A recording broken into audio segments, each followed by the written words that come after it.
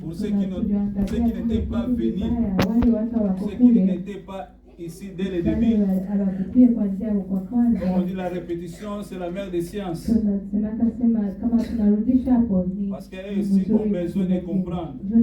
Mais je ne vais pas entrer dans la prophétie. C'est le fait arrêter le parcours de quelqu'un ou d'une personne. Nous avons donné le verset Genèse 3, 17. Genèse 9, 24 jusqu'à 27. Dans la vie de quelqu'un. Josué 6 à 26. Nous avons dit encore.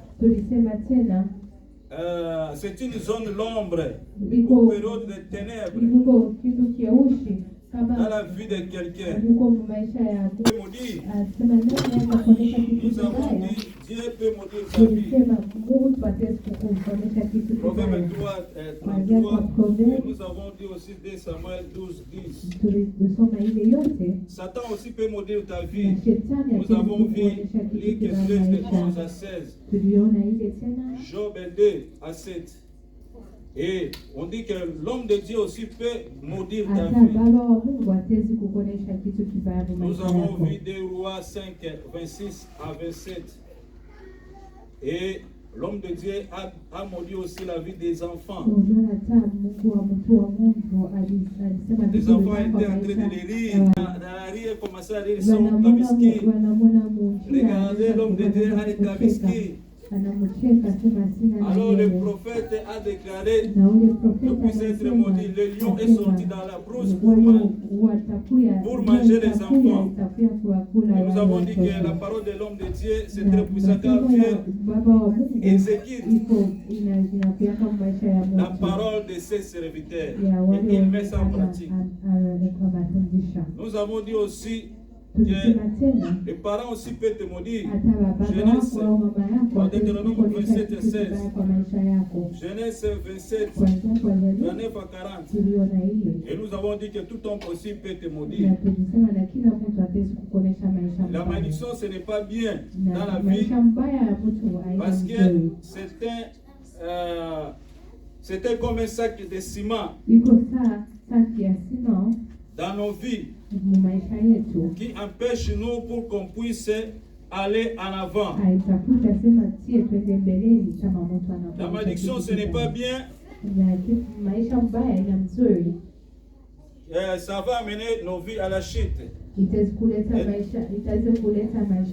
jour, nous avons appris ce que la malédiction affiche ou touche.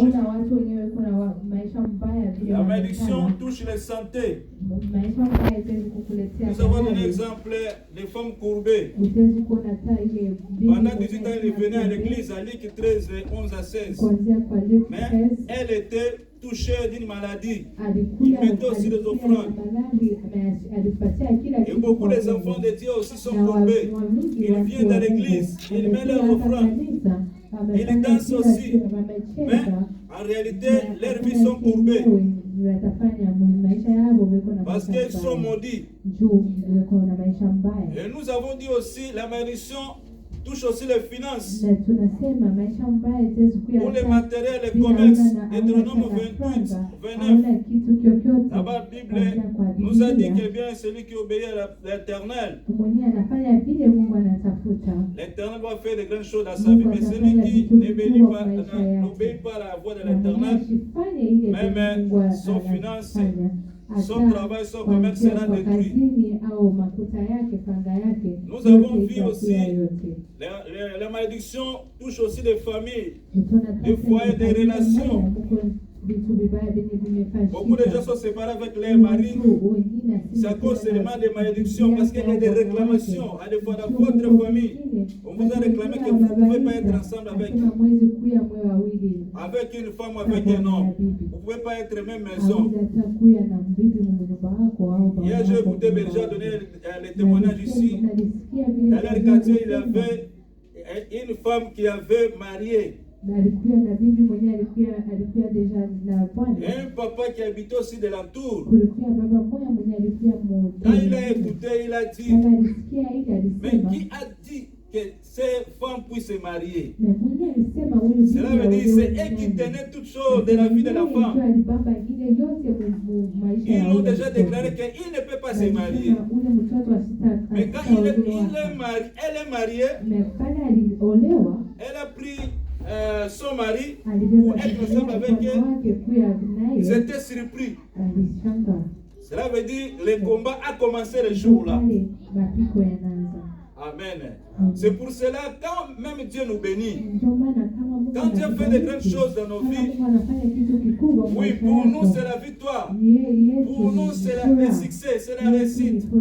Mais c'est le jour aussi le combat a commencé. Quand Dieu te bénit, ne fermez pas tes bras, ne dors pas tranquille, non, mais priez. Parce que la bénédiction aussi peut mourir.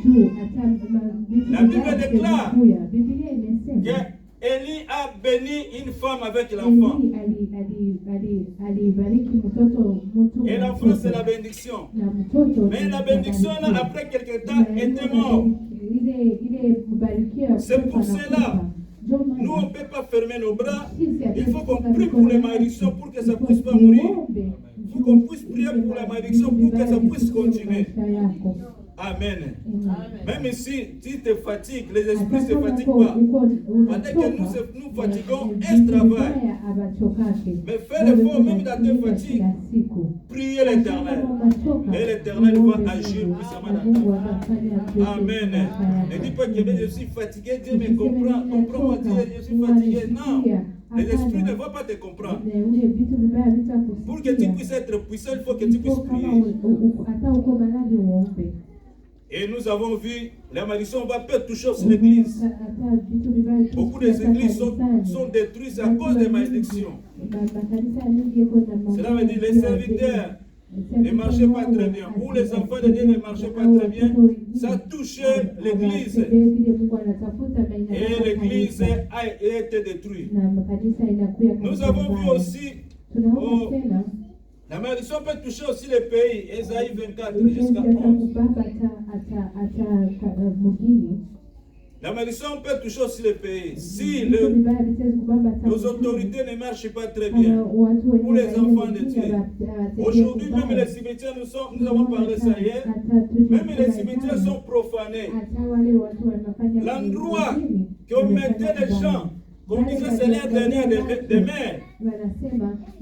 On voit les cimetières là, on casse ça, on détruit ça, les cimetières. Et les gens sont en train d'acheter les parcelles là-bas, sont construits les parcelles. Mais dis-moi alors, là-bas vivaient les mauvais esprits. Là-bas tout le temps les hommes venaient là-bas pour s'invoquer, pour faire de toutes les choses, les pratiques de magie. Et c'était les derniers des mères de ceux qui sont morts là-bas. Maintenant, quand tu construis la maison là, ça va être comment? C'est pour cela, nous mettons les enfants au monde. Les enfants sont des têtus. Les enfants sont devenus des bandits. Les enfants n'ont pas l'intelligence à l'école. Le pays est détruit parce que les mauvais esprits n'ont pas l'air d'aînés des mères. Nous sommes en train de profaner. C'est pour cela que ça peut détruire tout un pays. Commence à constater seulement les pays qui ont fait comme ça. Bon, les pays qui font comme ça, de profaner même les cimetières, de mettre la maison là-bas qu'il y avait les cimetières là-bas. Les pays là ne vont pas aller en avant. Amen. Parce que quand les mauvais esprits touchent la vie de quelqu'un, la vie de cet homme-là ne sera pas la même. Sa vie sera changée complètement. Même les autorités sont envoûtées aussi. Donc, c'est pour cela qu'il faut qu'on puisse faire beaucoup d'attention. Je vais aller un peu rapide. Nous avons dit que la malédiction est transmissible aussi. C'est pour cela que quand tu s'élèves dans ta maison, il faut prier. On a dit ça affecte à travers aussi des rapports sexuels. Tout homme n'est pas homme, toute femme n'est pas femme. Toute nudité n'est pas bien avoir ça. Comme je dis hier, il y a des nudités aussi qui sont maudites. Quand tu vois ça, tu es maudit toute ta vie. Même nos enfants, qui regardent les films et les pornos, ce n'est pas bien. Parce que la Bible nous dit, tu ne verras pas la nudité de ton père ni de ta mère.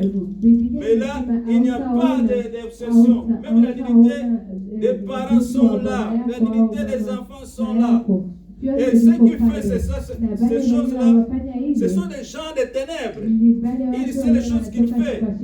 Quand il fait comme ça, quand il regarde ça, il enlève les énergies des gens, les chances. Tu vas remarquer, constater, à des fois, l'homme n'aura pas d'intelligence, même à l'école. Il n'aura pas d'intelligence. Même dans son travail, il va commencer à penser ces choses-là.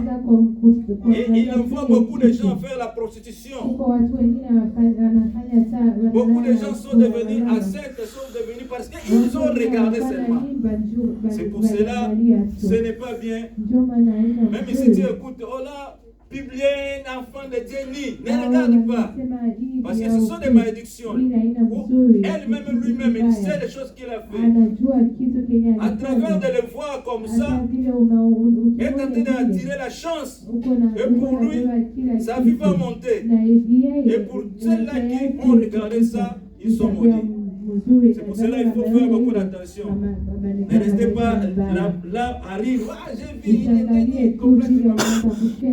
Il a tiré ta chance. Et ces gens de gens-là, ils n'ont pas la honte. Tu vas les voir l'autre publier. Le matin, ils sont dans les rues. Ils marchent tranquillement. C'est pour cela qu'il faut faire beaucoup d'attention. Amen. Nous avons vu la malédiction affiche aussi dans la famille. Donc, la famille se réunit pour donner à quelqu'un les fétiches pour qu'il puisse avoir de l'argent. On appelle ça, nous Africains, le Kodiala. Je ne sais pas, chacun a son dialecte, dans votre pays, vous appelez ça quoi? Mais est-il qu'ils vont se réunir pour donner à quelqu'un une chose, et ça va lui donner l'argent. Et vous tous, dans la famille, vous serez pauvres. Vous allez regarder seulement lui. C'est lui qui va prendre la décision de la famille. C'est lui qui a un mot de dire. C'est lui-là qui va commencer à aider tout le monde. Et vous n'avez pas le droit. Cela veut dire votre chance de la famille, l'intelligence de la famille, la richesse de la famille. Tout est allé là-bas chez un homme. C'est lui qui est en train de profiter de tout. Et vous tous, vous allez vivre dans la misère. Tu peux pleurer, tu peux faire tout, tu vas pas réussir. Et ces choses-là, ça détruit les familles parce que vous avez invoqué les mauvais esprits habitent dans la famille. Et quand les mauvais esprits habitent dans la famille tout est maudit. Et vous allez constater, Deutéronome 28, l'instabilité dans la famille. Parce qu'ils n'ont pas obéi à la parole de Dieu. Les gens peuvent faire tout le possible, il ne faut pas réussir.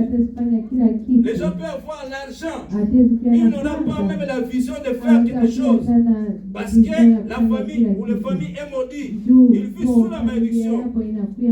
Il y aura l'incrédulité. Les gens pour connaître l'éternel, ça c'est le signe. Pour connaître l'éternel, ils ne vont pas connaître l'éternel.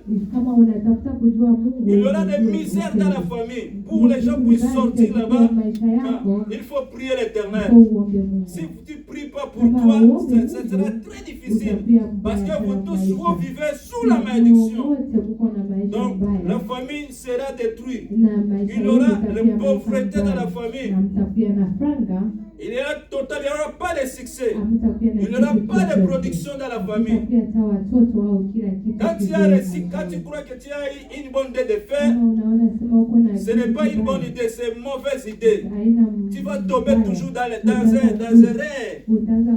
Parce que la famille est maudite. Il n'y aura pas de vision, pas d'ambition.